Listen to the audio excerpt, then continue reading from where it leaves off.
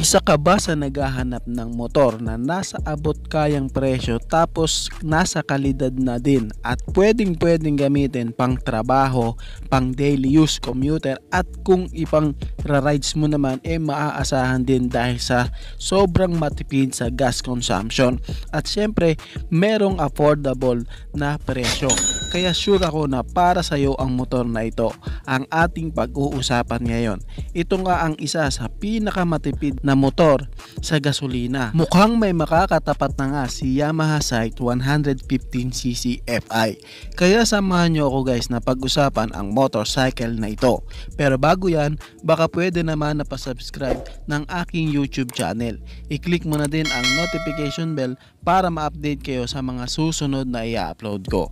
Guys, pinasisigla ko nga din po pala kayo na i-like and follow ang aking Facebook page. Nasa description po ang link. Kaya make sure guys na tapusin nyo ang video na ito para malaman nyo ang information may kinalaman sa motor na ito.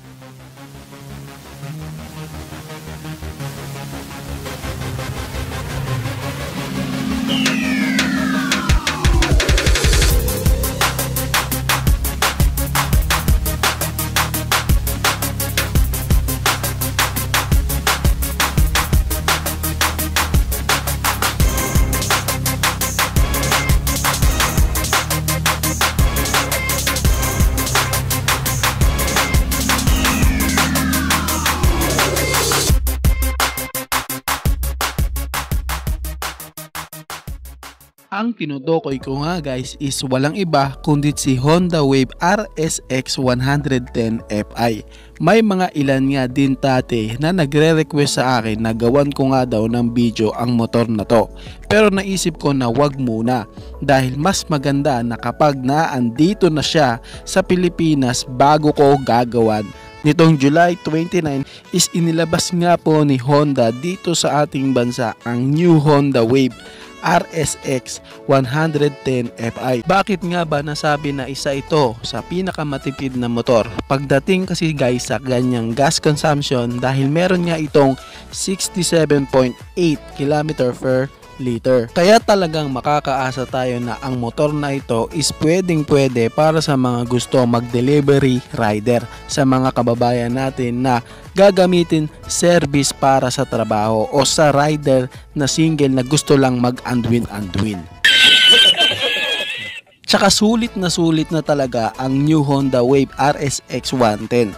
Doon pa lang kasi guys is panalo na doon pa lamang sa kanyang gas consumption. Kaya makikita mo talaga na pinakamasulit na talaga itong motorsiklo na ito. Kumbaga kung pagbabasihan mo si Sight 115 ng Yamaha, kung di mo tipo ang itsura nun, pwede sa'yo ang looks ng Wave RSX 110cc. Kumbaga parang pinapakita lamang po dito na meron tayong choice kung ano ang ating pipiliin. Kamusta naman sa kanyang engine specs? Well, meron nga itong 109 cubic centimeter engine displacement, naka 4-stroke, single cylinder, single overhead cam with 2 valves, naka air-cooled at ginamitan nga to ng new technology ni Honda na PGM-FI. Kaya talagang lalong tumipid sa gasolina ang new Honda Wave na RSX 110 Fi. Kasi isipin mo yung mga carb type nga na mga Honda, antitipid na nga What if pa na gawin pang Fi? Panalo talaga. Wag lang talaga yung mga Wave na mga kargado.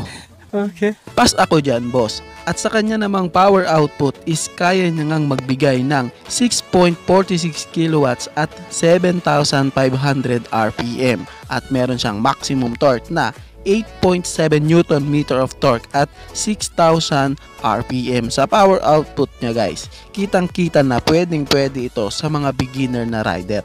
And syempre ito is naka semi-automatic gearbox. Kaya talagang pwede ito sa mga newbie na rider o sa mga mag-aaral pa lang mag-drive ng motorcycle. At pagdating naman sa kanyang fuel tank capacity, meron itong 4 liters fuel tank capacity na di na masama para sa ganan katipid na motor. Okay na din na ganan lang ang kanyang fuel tank capacity. Bumawi naman sa kanyang gas consumption na talagang sulit na sulit. And syempre, meron pa din to guys na maliit na under seat compartment na pwede mo ilagay ang maliliit mo na gamit katulad ng mga tools at iba pa. Naka-bulb type pa nga din ito guys sa kanyang headlight, tail light at turning signal light. Syempre sa kanya namang panel gauge, ginamitan nga ito nila ng analog panel. Karaniwan pa din po like sa mga nauna na Wave Honda. Makikita nga natin dito ang iba't ibang information katulad ng kanyang turn signal indicator, fuel gauge indicator, gear indicator, speedometer, odometer, headlight icon at pagdating naman sa kanyang susian, ito nga is naka-integrated na po. Ito dahil sa magkasama na dito ang susian ng upuan, meron na ding lock para masarado ang susian para di mapagtripan. Kung pag-uusapan naman natin ang kanyang suspension, naka-ordinary telescopic fork sa unahan at naka-dual shock absorber naman sa likuran. At sa kanyang sukat ng gulong, sa unahan ito is naka 70 by 90 by 17 at likuran naman is naka 80 by 90 by 17 naman. And ito nga is naka rim spokes at tube type pa din po siya. Sa kanya namang braking system, meron nga itong dalawang variant.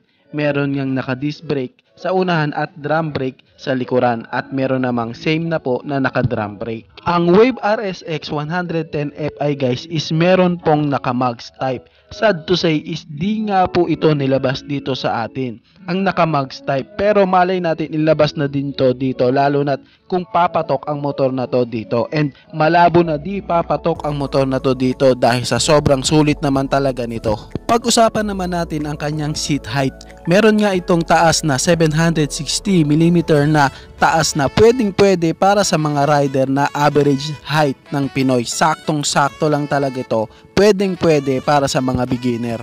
At meron nga siyang ground clearance na 135mm at may bigat na 99 kg. At kung pag-uusapan naman natin guys ang kanyang looks, kita talagang ibang-iba na nga ang itsura nito sa mga naunang Wave na inilabas ni Honda. Makikitaan mo talaga ito ng pagka-aggressive looking, lalo na sa part ng kanyang sidings na merong dalawang maliit na parang winglet na sobrang unique din talaga, at sa mga pulido na pagkakagawa ng kanyang bodyworks.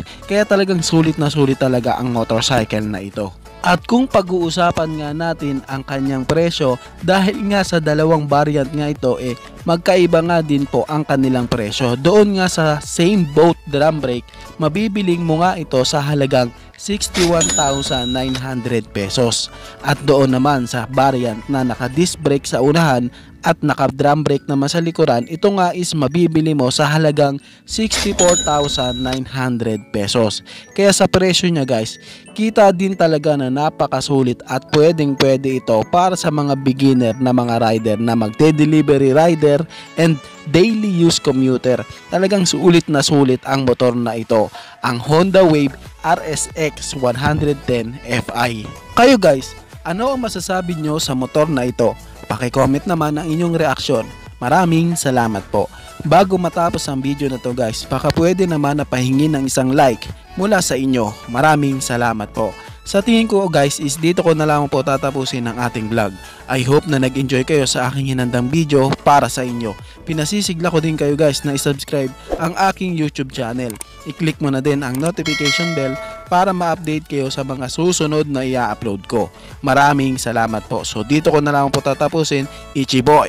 Thank you!